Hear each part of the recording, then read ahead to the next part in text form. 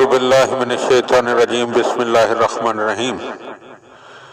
YouTube channel live نہج البلاغہ کے عناوین میں سے جزیرہ خضرہ کے زیر عنوان آپ صاحبان کی خدمت میں حضرت امام زمان علیہ السلام کی بارگاہ میں بھیجے گئے سوالات کے جوابات بیان کیے جا رہے ہیں، اور حضرت علامہ مجلسی علیہ رحمہ کی کتاب بحار الانوار میں روایت ہے کہ ابو الحسین محمد ابن جعفر اسدی کا بیان ہے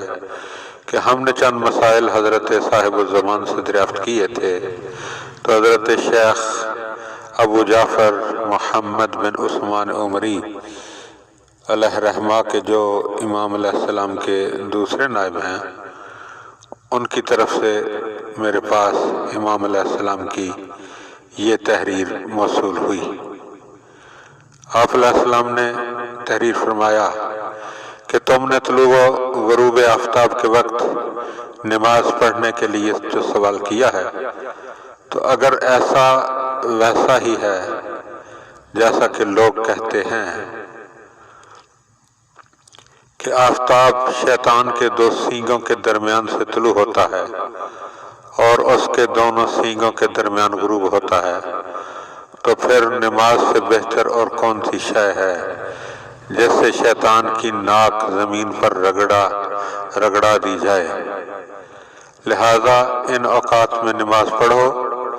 اور شیطان کی ناک کو رگڑ دو۔ اور تم نے اس وقف کے متعلق دریافت کیا ہے جو کسی نے ہمارے لیے کیا اور کوئی چیز ہمارے لیے قرار دی، پھر اس کے مالک کو اس چیز کی ضرورت ہوئی، تو اس کا جواب یہ ہے کہ اگر کسی کے مالک نے وہ چیز ابھی سپرد نہیں کی ہے تو پھر اسے اختیار ہے کہ، اور اگر سپرد کر دی ہے تو پھر اسے کوئی اختیار نہیں ہے، خواہ اس کو اس چیز کی احتیاج ہو یا نہ ہو، خواہ وہ اس شے کا ضرورت مند ہو یا اس سے مستغنی ہو۔ اللہم صلی علی محمد و آل محمد۔